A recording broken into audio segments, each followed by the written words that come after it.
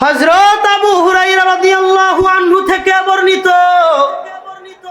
নবীজি সাল্লাল্লাহু আলাইহি ওয়াসাল্লাম বলেন, আলা ইন্না রাব্বাকুম ওয়াহিদুন ওয়া ইন্না আবাকুম ওয়াহিদুন।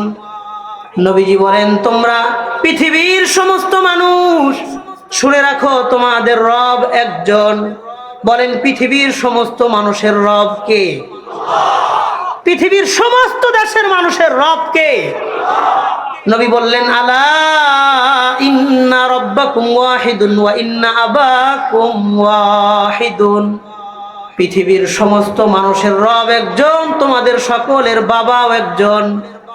আমাদের সকলের রব আল্লাহ, পৃথিবীর সমস্ত মানুষের বাবা আদম আলাইহিস সালাম। কথা ঠিক আছে?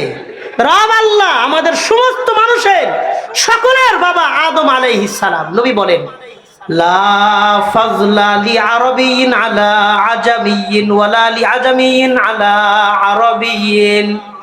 সুতরাং কোন আরবের মানুষের শ্রেষ্ঠত্ব নাই অনারবের মানুষের উপর, কোন অনারবের মানুষের শ্রেষ্ঠত্ব নাই আরবের মানুষের উপর। ওয়ালা ফাযলা লি আহমার আলা আসওয়াদ ওয়ালা লি আসওয়াদ আলা আহমার ইল্লা বিত্তাকওয়া। কোন সাদা চামড়াওয়ালা মানুষের শ্রেষ্ঠত্ব নাই কালো চামড়াওয়ালা মানুষের উপর, কোন কালো চামড়াওয়ালা মানুষের শ্রেষ্ঠত্ব নাই সাদা চামড়াওয়ালা মানুষের উপর, ইল্লা বিত্তাকওয়া। তবে আল্লাহর কাছে মানুষ সম্মানিত হয় তাকওয়ার ভিত্তিতে, আল্লাহর ভয় যার অন্তরে যত বেশি, ওই লোকটার মর্যাদাও আল্লাহর কাছে তত বেশি। আল্লাহর ভয় যার অন্তরে যত বেশি থাকবে, ওই লোক আল্লাহর কাছে তত বেশি মর্যাদার মালিক হবে। সে আরবের না অনারবের, কালো না সাদা, শিক্ষিত না অশিক্ষিত, এগুলার কোনো মূল্য নাই। নবী বললেন, সুম্মা তালা হাদিহিল আয়া। নবীজি কোরআনে কারীমের আয়াতটা তিলাওয়াত করলেন, ইন্না আকরামাকুম ইনদাল্লাহি আতকাকুম।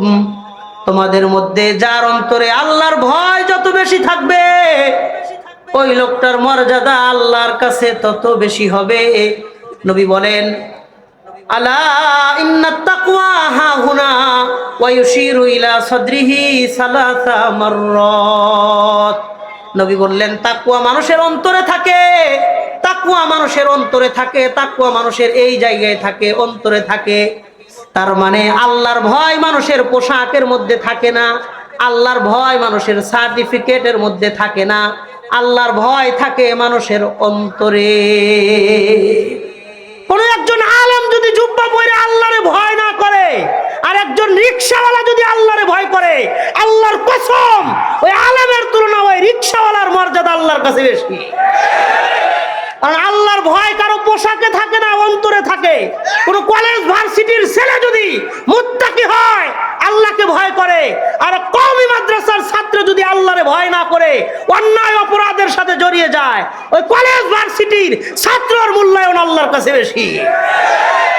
কোন একজন হাজী সাহেব হজ করে এসে যদি সুদের ব্যবসা করে, আল্লাহরে ভয় করে সুদ যদি ছাড়তে না পারে, আর কামলা বেচা কামলা মানুষ যদি সুদ না খায় আল্লাহর ভয়ে, ওই হাজী সাহেবের তুলনায় কামলার মর্যাদা আল্লাহর কাছে বেশি। কারণ আল্লাহর ভয় মানুষের অন্তরে থাকে, কোনো পোশাকে থাকে না, কোনো সার্টিফিকেটের কাগজের টুকরায় থাকে না, কোনো দলীয় ব্যানারে থাকে না। আল্লাহর ভয় থাকে মানুষের অন্তরে। কথা কোন ঠিক কিনা? এটা নবীজি বুঝায় গেছে যে আরবের মানুষ বলেই সে সম্মানিত না। যদি সে ভয় না করে আল্লাহকে, আরবের হইলেও সম্মান পাবে না। আর যদি অনারবের হয়, আরবের বাহিরের কোন মানুষ আল্লাহরে ভয় করে, ওই অনারবের মর্যাদায় আল্লাহর কাছে বেশি হবে। এই জন্য আমরা বিবেচনা করি মানুষের পোশাক দিয়া, হে বড় জুব্বা পরছে তার মানে হে বুজুর্গ মানুষ না, ওই বড় বড় জুব্বার নিচেও শয়তান থাকতে পারে। একজন শার্ট পরছে মানে গোমরা না, ওই শার্টের নিচেও তার তাকওয়া থাকতে পারে। কথা বলেন, মানে আল্লাহর ভয় এটা পোশাক দিয়ে বিবেচনা করলে হবে না, তার অন্তর দিয়ে বিবেচনা করতে হবে। কথা কোন ঠিক কিনা?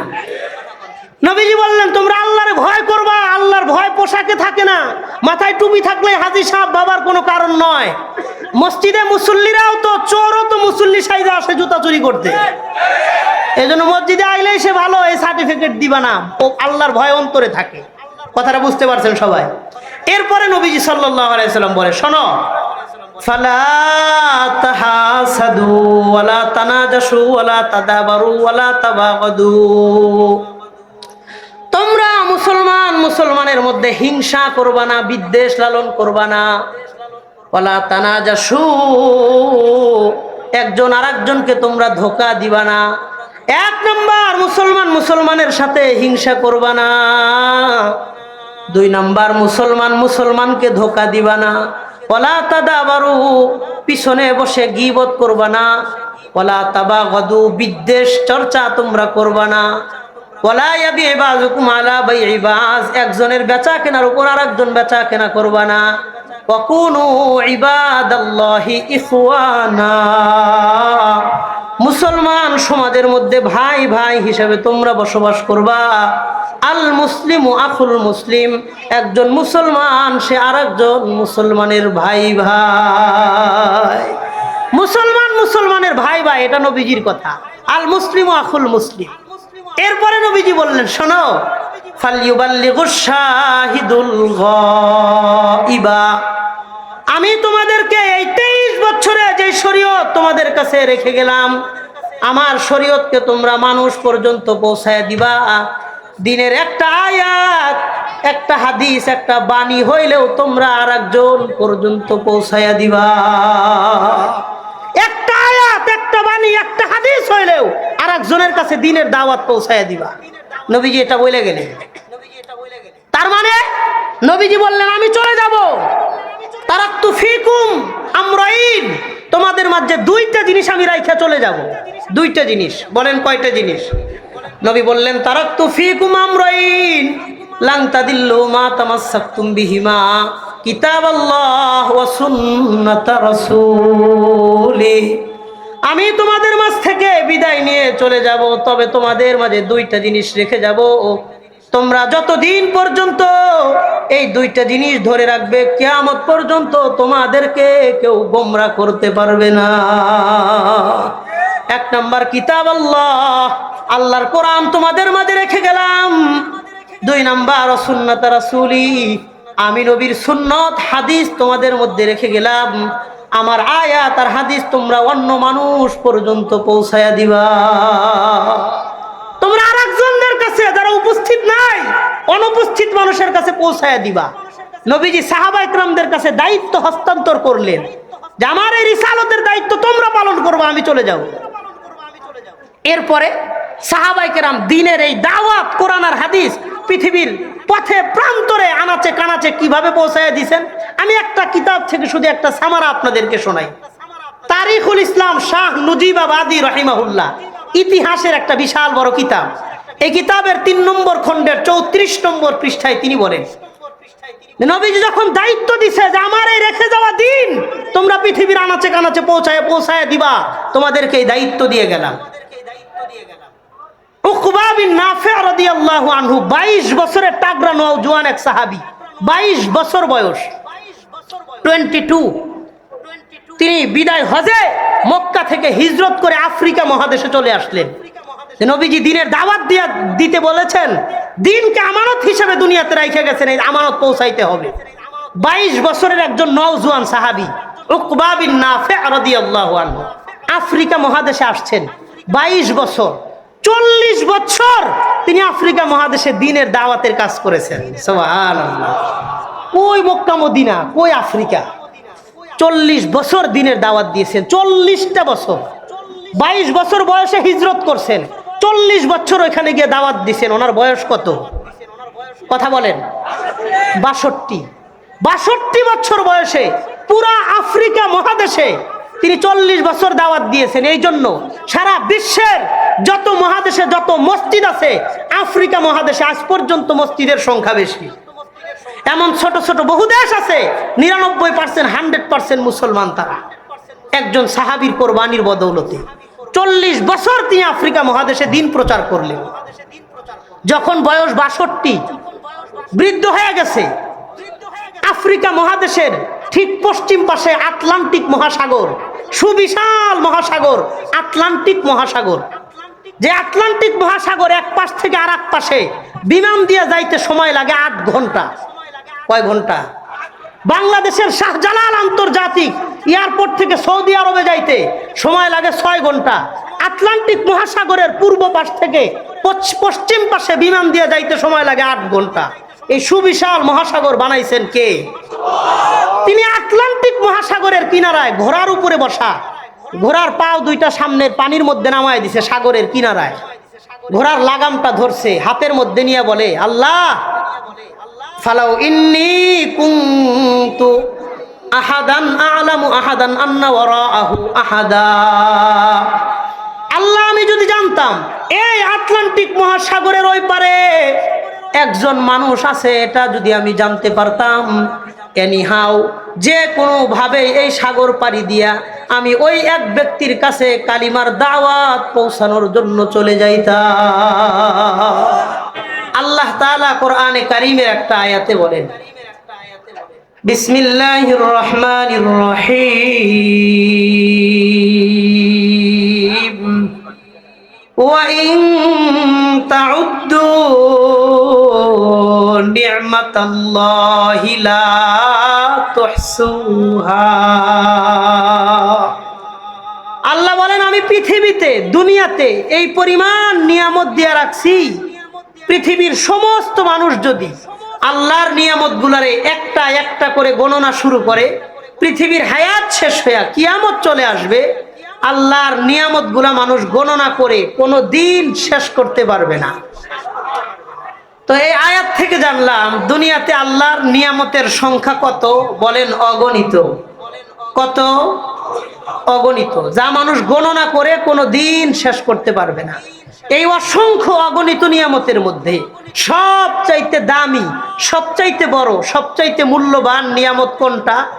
এই আয়াতের ব্যাখ্যায় রাইসুল মুফাসসিরিন আব্দুল্লাহ ইবনে আব্বাস রাদিয়াল্লাহু আনহুমা তিনি বলেন, তাফসীরে ইবনে কাসিরের মধ্যে আল্লামা ইমাদউদ্দিন ইবনে কাসির রাহিমাহুল্লাহ তিনি উল্লেখ করে বলেন যে সারা পৃথিবীর মধ্যে সবচাইতে দামি, বড়, মূল্যবান নিয়ামত কোনটা? তিনি বলেন, ওয়া ইন্না মিন আকবারি নিআমিল্লাহি সুবহানাহু ওয়া তাআলা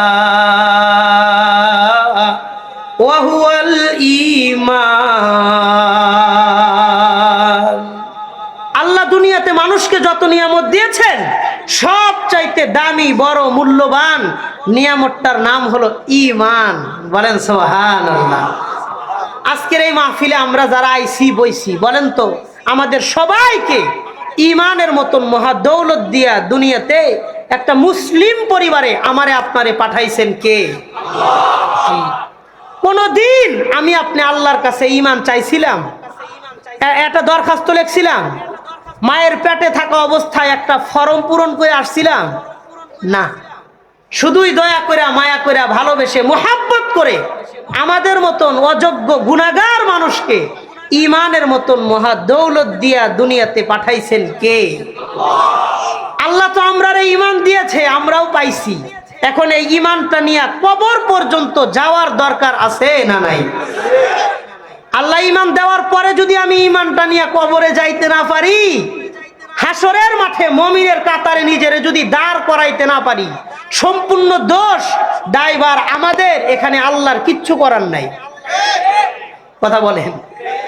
হ্যাঁ, আল্লাহ তো দিছেন, আমিও পাইছি। এখন এই ঈমানের উপর চলে ঈমানটা নিয়ে কবর পর্যন্ত যাওয়ার দরকার আছে না নাই? আছে। কারণ একজন মুমিনের জীবনে, মুসলমান হিসেবে যদি আমগো জীবনে আমরা দুইটা জিনিস পাই, বলেন কয়টা জিনিস পাই? এক নাম্বার, দুনিয়ার জীবনটা ঈমানওয়ালা জীবন হয়েছে, মরণের সময় ঈমান নিয়া কবরে যাইতে পারছি। এই দুইটা জিনিস যদি আমগো জীবনে পাই, এই জীবনে আর কিচ্ছু না পাইলেও অন্তত কোনো আফসোস নাই। কথা কন? আমি এই দুইটা পয়েন্টের উপরে কয়েকটা কথা বলবো। এই জন্যই আল্লাহ তাআলা কোরআনে কারীমের মধ্যে গুরুত্বপূর্ণ একটা আয়াতে বলেন, সূরা আলে ইমরানের 19 নম্বর আয়াতে আল্লাহ বলেন, বিসমিল্লাহির রহমানির রহিম,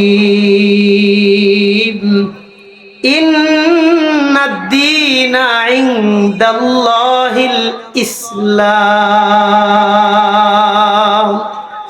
আল্লাহর কাছে একমাত্র মনোনীত গ্রহণযোগ্য ধর্মের নাম হলো ইসলাম। এটা আল্লাহ কোরআনে পরিষ্কার ঘোষণা করেছেন যে আমি আল্লাহর কাছে একমাত্র গ্রহণযোগ্য ধর্মের নাম হলো ইসলাম। সূরা আলে ইমরানের 85 নম্বর আয়াতে আল্লাহ বলেন, وَمَن يَبْتَغِي غَيْرَ الْإِسْلَامِ دِينًا فَلَن يُقْبَلَ مِنْهُ وَهُوَ فِي الْآخِرَةِ مِنَ الْخَاسِرِينَ। যে ব্যক্তি ইসলাম ব্যতীত অন্য কোনো ধর্মকে দ্বীন হিসেবে গ্রহণ করবে, অন্য কোনো ধর্মকে তালাশ করবে, ফালা ইয়ুকবালা মিনহু, সেটা তার পক্ষ থেকে কবুল করা হবে না। ওয়া হুয়া ফিল আখিরাতি মিনাল খাসিরিন, হাসরের মাঠে সে ক্ষতিগ্রস্তদের অন্তর্ভুক্ত হয়ে যাবে। তো জানলাম আল্লাহর কাছে একমাত্র গ্রহণযোগ্য ধর্মের নাম হলো ইসলাম। এই ইসলামকে যেন মানুষ পরিপূর্ণ আকারে পালন করতে পারে, এই পালন করার জন্য আল্লাহ একটা কিতাব দিয়েছেন, যেই কিতাবের নাম হলো কুরআন। আল্লাহ বলেন, ওয়ালাকাদ আতাইনাকা সাবআম মিনাল মাসানি ওয়াল কুরআনাল আযীম। আমি আপনাকে বিশেষ বারবার পাঠিত 7টি আয়াত দান করেছি, নাজিল করেছি এবং কোরআনে কারীম দান করেছি। আল্লাহর কাছে একমাত্র গ্রহণযোগ্য ধর্মের নাম ইসলাম। এই ইসলামকে পালন করার জন্য একটা কিতাব দিয়েছেন, ওই কিতাবের নাম কুরআন। এই কোরআন মানুষকে যথাযথভাবে পৌঁছানোর জন্য একজন রাসূল দিয়েছেন, তার নাম মুহাম্মাদুর রাসূলুল্লাহ সাল্লাল্লাহু আলাইহি ওয়াসাল্লাম। নবীজি সাল্লাল্লাহু আলাইহি ওয়াসাল্লাম সারা জীবন 23টা বছর কোরআনের প্রত্যেকটা বাণী হাদিসের মাধ্যমে তার উম্মত পর্যন্ত পৌঁছায় গেছে। বিদায় হজে একটা ভাষণে রাসূলুল্লাহ সাল্লাল্লাহু আলাইহি ওয়াসাল্লাম একটা হাদিস বলেছেন, ভাষণ দিয়েছেন, সেখান থেকে একটা হাদিস আপনাদের সামনে পাঠ করেছি। নবী বিদায় হজের ভাষণে খুতবায় নবী এই কথা বলেন, ওয়ান আবি হুরায়রা রাদিয়াল্লাহু আনহু قال قال النبي صلى الله عليه وسلم। হযরত আবু হুরায়রা রাদিয়াল্লাহু আনহু থেকে বর্ণিত,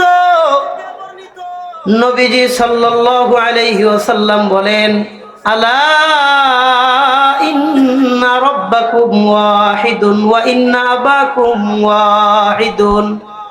নবীজি বলেন, তোমরা পৃথিবীর সমস্ত মানুষ শুনে রাখো, তোমাদের রব একজন। বলেন, পৃথিবীর সমস্ত মানুষের রব কে? পৃথিবীর সমস্ত দেশের মানুষের রব কে? নবী বললেন, আলা ইন্না রাব্বাকুম ওয়াহিদুন ওয়া ইন্না আবাকুম ওয়াহিদুন। পৃথিবীর সমস্ত মানুষের রব একজন, তোমাদের সকলের বাবাও একজন। আমাদের সকলের রব আল্লাহ, পৃথিবীর সমস্ত মানুষের বাবা আদম আলাইহিস সালাম। কথা ঠিক আছে? রব আল্লাহ, আমাদের সমস্ত মানুষের সকলের বাবা আদম আলাইহিস সালাম। নবী বলেন, লা ফাযলা লি আরাবিয়্যিন আলা আজামিয়্যিন ওয়ালা লি আজামিয়্যিন আলা আরাবিয়্যিন। সুতরাং কোন আরবের মানুষের শ্রেষ্ঠত্ব নাই অনারবের মানুষের উপর, কোন অনারবের মানুষের শ্রেষ্ঠত্ব নাই আরবের মানুষের উপর। ওয়ালা ফাযলা লি আহমার আলা আসওয়াদ ওয়ালা লি আসওয়াদ আলা আহমার ইল্লা বিত্তাকওয়া। কোন সাদা চামড়াওয়ালা মানুষের শ্রেষ্ঠত্ব নাই কালো চামড়াওয়ালা মানুষের উপর, কোন কালো চামড়াওয়ালা মানুষের শ্রেষ্ঠত্ব নাই সাদা চামড়াওয়ালা মানুষের উপর, ইল্লা বিত্তাকওয়া। তবে আল্লাহর কাছে মানুষ সম্মানিত হয় তাকওয়ার ভিত্তিতে, আল্লাহর ভয় যার অন্তরে যত বেশি, ওই লোকটার মর্যাদাও আল্লাহর কাছে তত বেশি। আল্লাহর ভয় যার অন্তরে যত বেশি থাকবে, ওই লোক আল্লাহর কাছে তত বেশি মর্যাদার মালিক হবে। সে আরবের না অনারবের, কালো না সাদা, শিক্ষিত না অশিক্ষিত, এগুলার কোনো মূল্য নাই। নবী বললেন, সুম্মা তালা হাদিহিল আয়া। নবীজি কোরআনে কারীমের আয়াতটা তিলাওয়াত করলেন, ইন্না আকরামাকুম ইনদাল্লাহি আতকাকুম। তোমাদের মধ্যে যার অন্তরে আল্লাহর ভয় যত বেশি থাকবে, ওই লোকটার মর্যাদা আল্লাহর কাছে তত বেশি হবে। নবী বলেন, আলা ইন্নাত তাকওয়া হাহুনা ওয়া ইউশিরু ইলা সাদরিহি সালাসা মাররাত। নবী বললেন তাকওয়া মানুষের অন্তরে থাকে, তাকওয়া মানুষের অন্তরে থাকে, তাকওয়া মানুষের এই জায়গায় থাকে, অন্তরে থাকে। তার মানে আল্লাহর ভয় মানুষের পোশাকের মধ্যে থাকে না, আল্লাহর ভয় মানুষের সার্টিফিকেটের মধ্যে থাকে না, আল্লাহর ভয় থাকে মানুষের অন্তরে। কোন একজন আলেম যদি জুব্বা পরে আল্লাহরে ভয় না করে, আর একজন রিকশাওয়ালা যদি আল্লাহরে ভয় করে, আল্লাহর কসম ওই আলেমের তুলনায় ওই রিকশাওয়ালার মর্যাদা আল্লাহর কাছে বেশি। কারণ আল্লাহর ভয় কারো পোশাকে থাকে না, অন্তরে থাকে। কোন কলেজ ভার্সিটির ছেলে যদি মুত্তাকি হয়, আল্লাহকে ভয় করে, আর কওমি মাদ্রাসার ছাত্র যদি আল্লাহরে ভয় না করে, অন্যায় অপরাধের সাথে জড়িয়ে যায়, ওই কলেজ ভার্সিটির ছাত্রর মূল্যায়ন আল্লাহর কাছে বেশি। কোন একজন হাজী সাহেব হজ করে এসে যদি সুদের ব্যবসা করে, আল্লাহরে ভয় করে সুদ যদি ছাড়তে না পারে, আর কামলা বেচা কামলা মানুষ যদি সুদ না খায় আল্লাহর ভয়ে, ওই হাজী সাহেবের তুলনায় কামলার মর্যাদা আল্লাহর কাছে বেশি। কারণ আল্লাহর ভয় মানুষের অন্তরে থাকে, কোনো পোশাকে থাকে না, কোনো সার্টিফিকেটের কাগজের টুকরায় থাকে না, কোনো দলীয় ব্যানারে থাকে না। আল্লাহর ভয় থাকে মানুষের অন্তরে। কথা কোন ঠিক কিনা? এটা নবীজি বুঝায় গেছে যে আরবের মানুষ বলেই সে সম্মানিত না। যদি সে ভয় না করে আল্লাহকে, আরবের হইলেও সম্মান পাবে না। আর যদি অনারবের হয়, আরবের বাহিরের কোন মানুষ আল্লাহরে ভয় করে, ওই অনারবের মর্যাদায় আল্লাহর কাছে বেশি হবে। এই জন্য আমরা বিবেচনা করি মানুষের পোশাক দিয়া, হে বড় জুব্বা পরছে তার মানে হে বুজুর্গ মানুষ না, ওই বড় বড় জুব্বার নিচেও শয়তান থাকতে পারে। একজন শার্ট পরছে মানে গোমরা না, ওই শার্টের নিচেও তার তাকওয়া থাকতে পারে। কথা বলেন। মানে আল্লাহর ভয় এটা পোশাক দিয়ে বিবেচনা করলে হবে না, তার অন্তর দিয়ে বিবেচনা করতে হবে। কথা কোন ঠিক কিনা? নবীজি বললেন তোমরা আল্লাহরে ভয় করবা। আল্লাহর ভয় পোশাকে থাকে না। মাথায় টুপি থাকলে হাজী সাহেব বাবার কোনো কারণ নয়। মসজিদে মুসল্লিরাও তো, চোরও তো মুসল্লি সাইজে আসে জুতা চুরি করতে। এই জন্য মসজিদে আইলেই সে ভালো, এই সার্টিফিকেট দিবা না। ও আল্লাহর ভয় অন্তরে থাকে। কথাটা বুঝতে পারছেন সবাই? এরপরে নবীজি সাল্লাল্লাহু আলাইহি সাল্লাম বলে, শোনো, ফালা তাহাসাদু ওয়ালা তানাজাসু ওয়ালা তাদাবারু ওয়ালা তাবাগাদু। তোমরা মুসলমানের মধ্যে হিংসা করবা না, বিদ্বেষ লালন করবা না। ওয়ালা তানাজাসু, একজন আরেকজনকে তোমরা ধোঁকা দিবা না। এক নাম্বার মুসলমানের সাথে হিংসা করবা না। দুই নাম্বার মুসলমানকে ধোঁকা দিবা না। ওয়ালা তাদাবারু, পিছনে বসে গীবত করবা না। ওয়ালা তাবাগাদু, বিদ্বেষ চর্চা তোমরা করবা না। ওয়ালা ইয়াবিউ বাযুকুম আলা বাই'i বায, একজনের বেচা কেনার উপর আরেকজন বেচা কেনা করবা না। ওয়াকুনু ইবাদাল্লাহি ইখওয়ানা, মুসলমান সমাজের মধ্যে ভাই ভাই হিসেবে তোমরা বসবাস করবা। আল মুসলিমু আখুল মুসলিম, একজন মুসলমান সে আরেকজন মুসলমানের ভাই ভাই। মুসলমানের ভাই ভাই, এটা নবীজির কথা। আল মুসলিমু আখুল মুসলিম।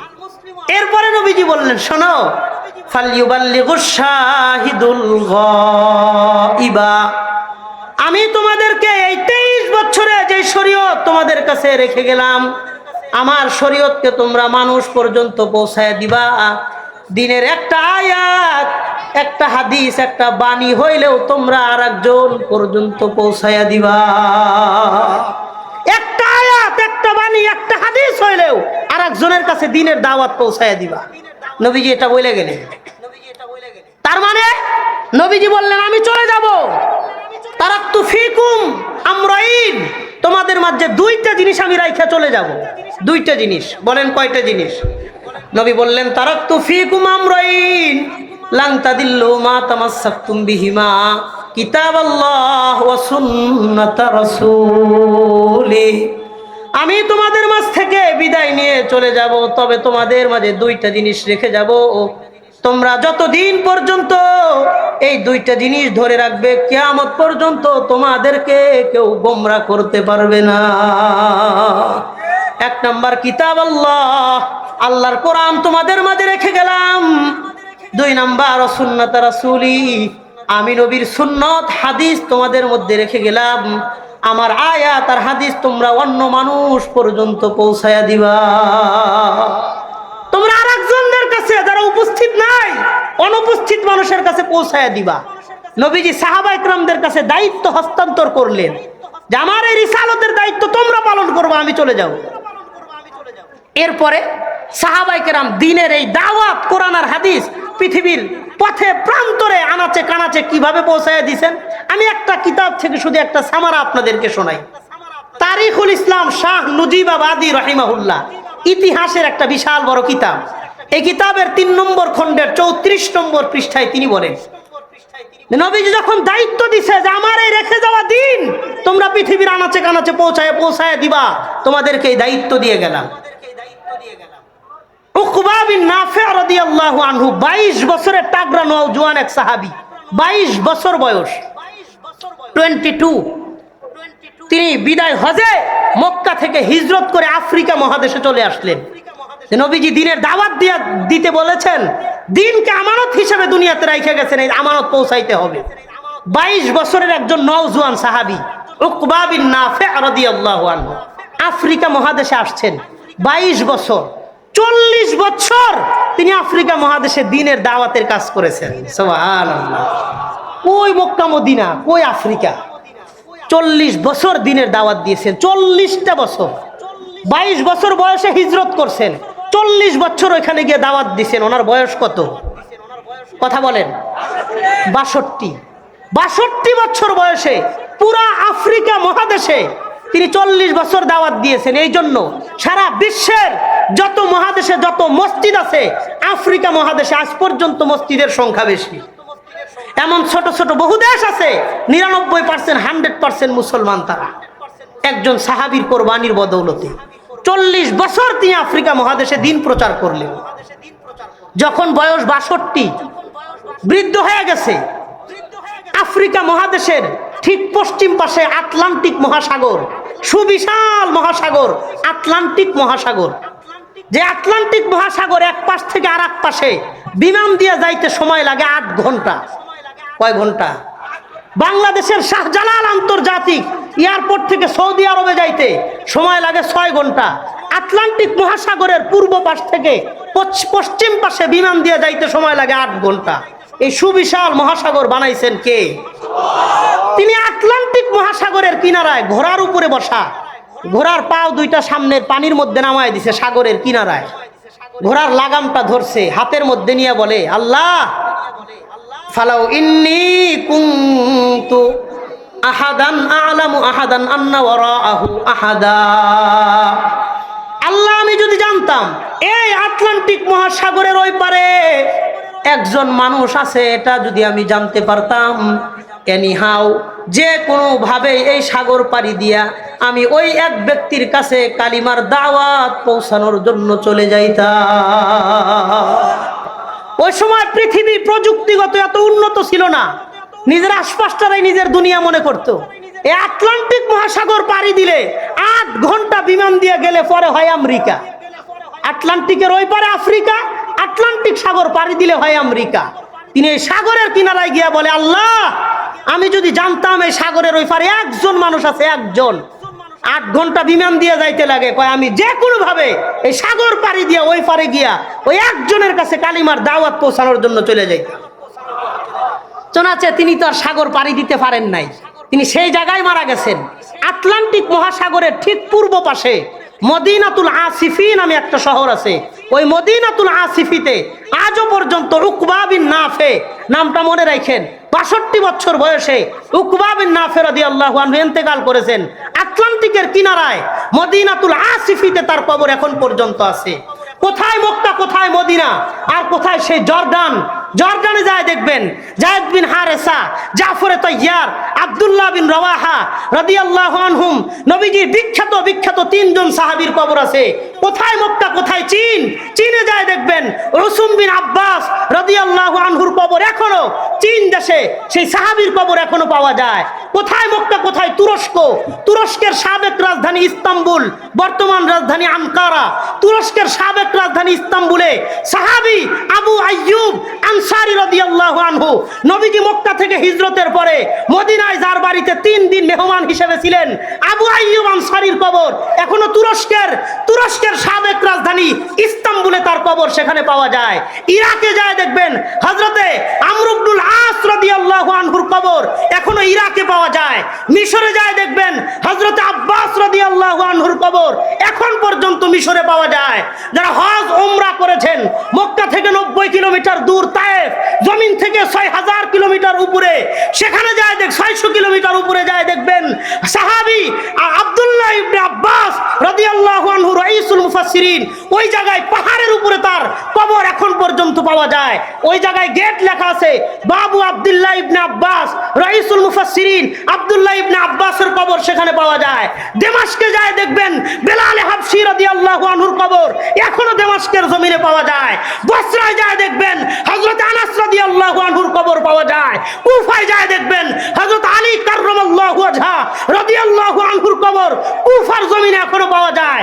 আরব সাগরের কিনারায় মাকামে ঈসা যায় দেখবেন আমর বিন জামুহ রাদিয়াল্লাহু আনহুর কবর পাওয়া যায়। উহুদ পাহাড়ের পাদদেশে হযরত হামজা সহ 70 জন সাহাবীর কবর উহুদ পাহাড়ের কিনারায় এখনো পাওয়া যায়। সেই সোমালিয়ার জঙ্গলে যায় দেখবেন ফজল বিন আব্বাস রাদিয়াল্লাহু আনহুর কবর সেই সোমালিয়ার জঙ্গলে এখনো পাওয়া যায়। এই হাজারো কবর লাখো ব্যক্তির পবিত্র রক্তের উপরে ভর করে যে ইসলাম বাংলাদেশের ময়মনসিংহ এলাকা পর্যন্ত এসে পৌঁছেছে, আল্লাহর কসম ইসলামের বিরুদ্ধে দাঁড়িয়ে আজও পর্যন্ত ইতিপূর্বে কেউ টিকতে পারে নাই, বর্তমানে কেউ টিকতেছে না, ভবিষ্যতেও ইসলামের বিরুদ্ধে অবস্থান নিয়ে কেউ টিকতে পারবে না, কেউ টিকতে পারবে না, কেউ টিকতে পারবে না।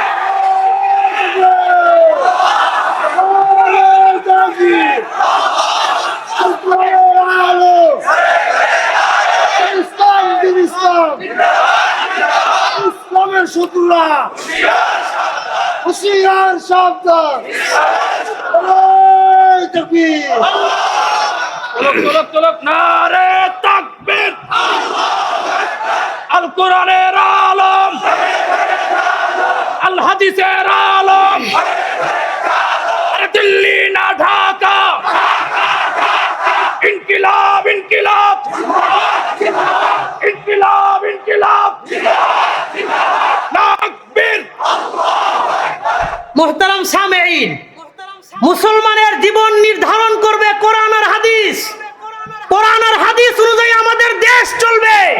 কোন সংবিধানের ভিত্তি যদি কোরআন আর হাদিসের উপরে না থাকে, মুফতি আমিনী বলেছিলেন ওই সংবিধান আমি ডাস্টবিনে নিক্ষেপ করি। আমাদের বাংলাদেশের মুক্তির সনদ হবে আল কোরআন, কোরআন আর হাদিসের ভিত্তিতে আগামীর দেশ হবে মুসলমানদের দেশ, মুসলমানের দেশ। মুহতারাম সামেঈন শুনেন, স্লোগান পরে দেন, আমার কথা আগে আমি বুঝাইয়া শেষ করি। কোরআন আর হাদিস, নবী বলে গেছেন তারাকতু ফিকুম আমরাইন লান তাদিল্লু মা তামাসসাকতুম বিহিমা কিতাবাল্লাহ ওয়া সুন্নাত রাসূলি। কোরআন আর হাদিসের বিকল্পে কোন তন্ত্র মন্ত্র মুসলমানের মুক্তির পথ দেখাইতে পারে না। কোরআন আর হাদিস মুসলমানের মুক্তির পথ দেখাইতে পারে। আদারওয়াইজ কোন জিনিস আব্রাহাম লিঙ্কনের গণতন্ত্র, মাও সেতুরের গণতন্ত্র কোন কিছুই মুসলিম উম্মাহকে মুক্তির দিকে ডাক দিতে পারে না। এই বিশ্বাস আমাদের অন্তরে রাখতে হবে, ঠিক আছে ইনশাআল্লাহ?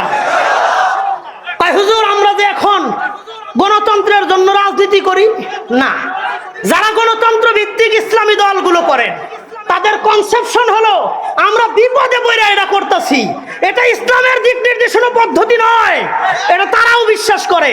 কিন্তু মুসলমানের দলগুলো যদি রাজনীতি থেকে সরে যায়, 10 দিনের ব্যবধানে নাস্তিকরা বাংলাদেশকে দখল করবে।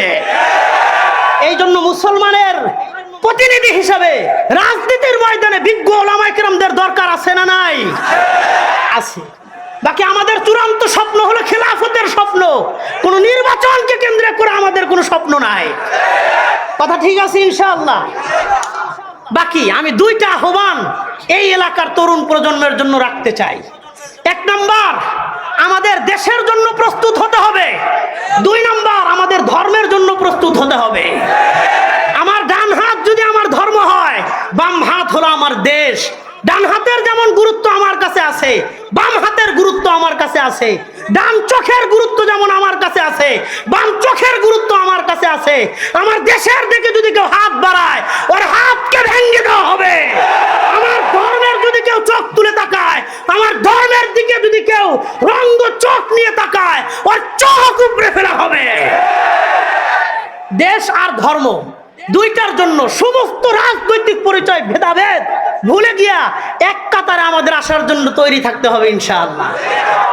দেশ আক্রান্ত, কে বিএনপি, কে জামাত, কে জমিয়ত, কে হেফাজত, কে তাবলিগ, কে চরমোনা, এগুলো দেখার সময় নাই। ধর্ম আক্রান্ত হলেও দলীয় ব্যানার দেখার সময় নাই। ইসলামের পরিচয় এক কাতারে আসতে হবে ইনশাআল্লাহ। যদি কেউ এই দুইটা জিনিসকে নিজের জিনিস মনে করে, দেশ এটা আমার দেশ, ধর্ম এটা আমার ধর্ম, এই দুইটা জিনিস যদি কেউ ধারণ করতে পারে, ওই আন্দোলন, ওই গণসংযোগ, ওই সমাবেশ, ওই দাবি, ওই চেতনাকে রুখে দেওয়ার মতন কোন শক্তি পৃথিবীতে তৈরি হয় নাই। যেমন আমি দুই একটা এক্সাম্পল দিয়ে কথা শেষ করে দিব।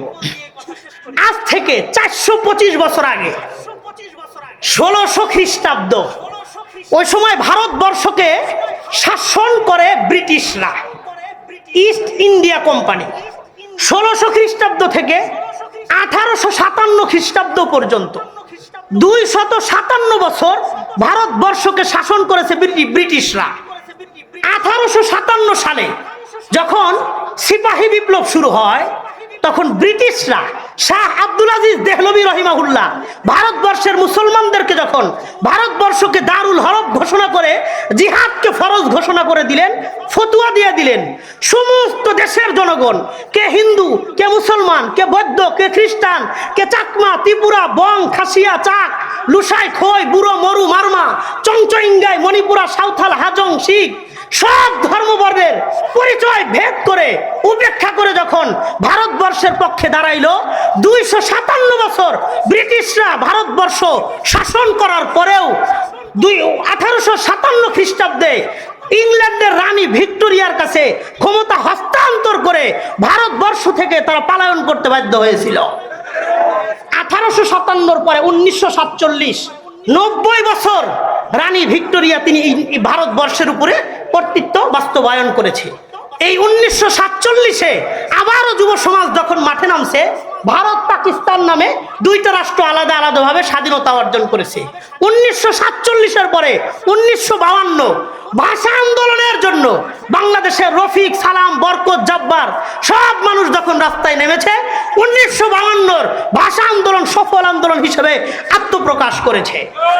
1952-র পরে খেয়াল করেন, শুধু ইতিহাসগুলো আমি সংক্ষেপে বলি। 1952-র পরে 1971, 1969 বাংলাদেশের স্বাধীনতার 2 বছর আগে গণ অভ্যুত্থান হয়েছিল।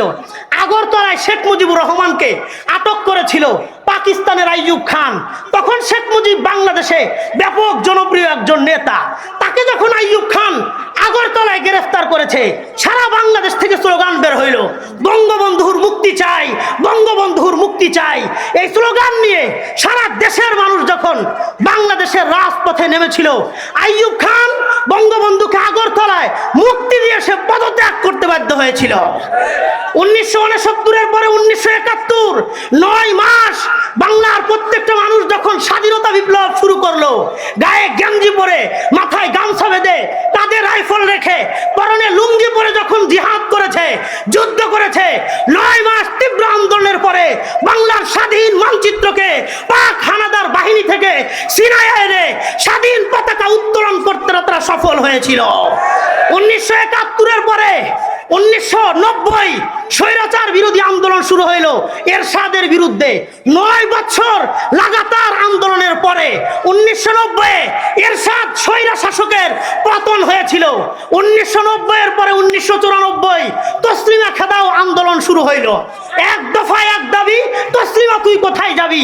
যেই তসলিমা ইসলামের বিরুদ্ধে কথা বলেছিল, বোরকাকে নিয়ে কটূক্তি করেছিল, রাতের আধারে সারা বাংলাদেশের যুব সমাজ যখন মাঠে নামছে, যেই বোরকার বিরুদ্ধে কটূক্তি করেছিল, ওই বোরকা পরে এই অচল মাল ভারতে পালিয়ে যেতে বাধ্য হয়েছিল। 1994 এর পরে 2011 4 এপ্রিল মুফতি আমিনী রহমতুল্লাহি আলাইহি ফতোয়া বিরোধী আন্দোলনের জন্য ডাক দিলেন, হরতালের ডাক দিয়েছিলেন। সারা বাংলাদেশ থেকে, এই ময়মনসিংহ থেকে, তারাকান্দা, ফুলপুর থেকে, সম্মগঞ্জ, ত্রিছাল, ভালুকা থেকে কোরআন শরীফ মানুষ বুকে নিয়ে ওই হরতালের জন্য সমর্থন করে রাস্তায় নেমেছিল। 4 এপ্রিল 2011 ওই হরতাল সারা বাংলাদেশের ইতিহাসে লেখা আছে। আজ পর্যন্ত কোনো রাজনৈতিক কোন দল এত বড় কর্মসূচিকে সফল করে দেখাইতে পারে নাই। 2011 পরে 2013 5 মে শাপলা চত্বরে আল্লামা শাহ আহমদ শফী রহমাতুল্লাহি আলাইহি তিনি ডাক দিলেন। কিছু নাস্তিক যখন শাহবাগে রাসূলের বিরুদ্ধে, ইসলামের বিরুদ্ধে, কোরআনের বিরুদ্ধে যখন অবমাননাকর মন্তব্য করতেছিল, আল্লামা শাহ আহমদ শফীর ডাকে সারা বাংলা থেকে, গ্রামগঞ্জ থেকে, শহর বন্দর থেকে, পথ প্রান্ত থেকে, অলিগলি থেকে সব মানুষ শাপলা চত্বরে জমা হয়েছিল। ওই শাপলা চত্বরের 13 সালের 5 মের পরে নাস্তিকরা বাংলাদেশ থেকে বিতাড়িত হয়েছে। আজ পর্যন্ত কোন নাস্তিক বাংলার কোন রাজপথে দাঁড়ায় আমার নবীর বিরুদ্ধে কটূক্তি করার দুঃসাহস দেখাইতে পারে নাই। 2013 পরে 2024, হে যুবক ভাই, তোমরা যখন রাজপথে নেমেছিলা, আহারে 17 জুলাই থেকে 5 আগস্ট পর্যন্ত, 36 জুলাই পর্যন্ত তোমরা যখন 17 বছরের স্বৈরা শাসক লেডি ফেরাউনের বিরুদ্ধে যখন স্লোগান নিয়ে রাজপথে ধারণ করেছিলে, অবস্থান করেছিলে, এই 17 দিনের আন্দোলনে, 19 দিনের আন্দোলনে 17 বছরের লেডি ফেরাউন হাসিনা বাংলাদেশ থেকে পালিয়ে যেতে বাধ্য হয়েছে। হে আমার যুবক ভাই, আমি তোমাদেরকে বলি 2024 পর্যন্ত 425 বছরের ইতিহাস তোমাদেরকে শোনাইলাম। আগামীতে তোমরা স্বপ্ন দেখো কলেজ ভার্সিটির যুবকেরা যদি সাবিলুনা সাবিলুনা আল জিহাদ আল জিহাদের স্লোগান বুকে নিয়ে যে কোনো কুফরি রাষ্ট্রের বিরুদ্ধে স্লোগান দিতে পারো, আমি বিশ্বাস করি আমেরিকার ওয়াশিংটন ডিসির উপরে, দিল্লির লাল কেল্লার উপরে, কুতুব মিনারের উপরে কালিমার পতাকা পতবত করে উঠবে। পৃথিবীর কোন শক্তি গাজওয়ায়ে হিন্দের বিজয়কে রুখে দিতে পারবে না, রুখে দিতে পারবে না।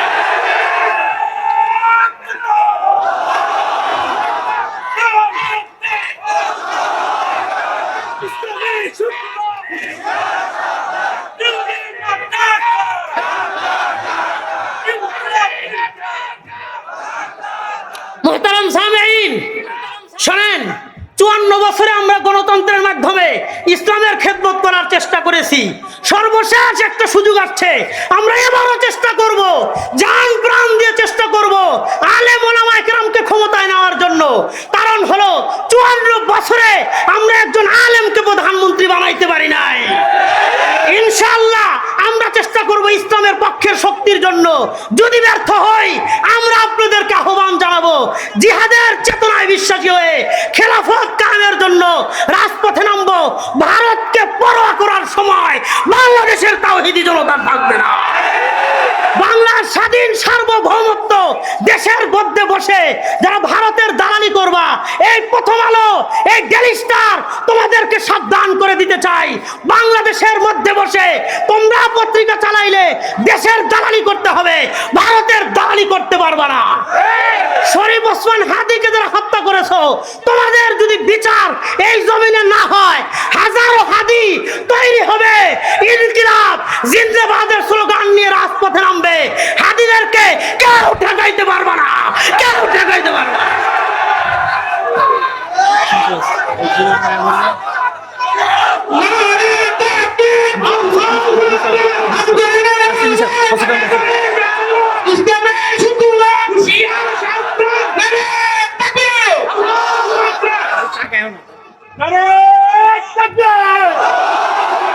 কোরআনের আলো,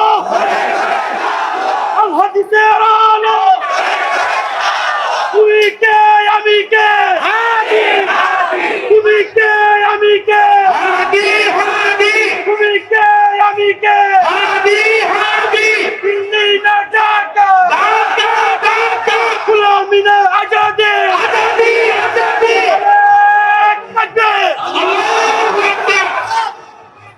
মুহতারাম সামেইন, উস্তাদুল ওয়াইজিন আল্লামা খোরশেদ আলম কাসেমি হাফিজাহুল্লাহ রাহা, আমি যারে বহু আগে থেকে বাবা কয়ে রাখি, উনি আমার ছেলের মতন মহব্বত করে, স্নেহ করে, পরামর্শ দেয়, আন্তরিকতার সাথে দোয়া করে। উনি জাতীয় বাবা, সবাই সব বক্তারাই তাকে বাবা ডাকেন। আল্লাহ আমার শায়েখের হায়াতে সিহতে, ইজ্জতে, ইফতে, আফিয়তে ভরপুর বারাকা দান করে। আমিন। আমি আমার শেষ কথা বলি, দুইটা জিনিসের ব্যাপারে কোনো কম্প্রোমাইজ নাই, দেশ ধর্ম। বলেন ইনশাআল্লাহ, বলেন ইনশাআল্লাহ। আর দেশ চলবে কোরআন সুন্নাহর ভিত্তিতে। নবী বলেছেন তারাক্তু ফিকুম আমরাইন, দুইটা জিনিস রেখে গেলাম, কোরআন আর সুন্নাহ। কোরআন সুন্নাহর জন্য আমরা জীবন দিতে রাজি আছি, কোরআন সুন্নাহর উপরে আক্রমণ করলে আর জীবন নিতে রাজি আছি। রাজি আছেন না ইনশাআল্লাহ?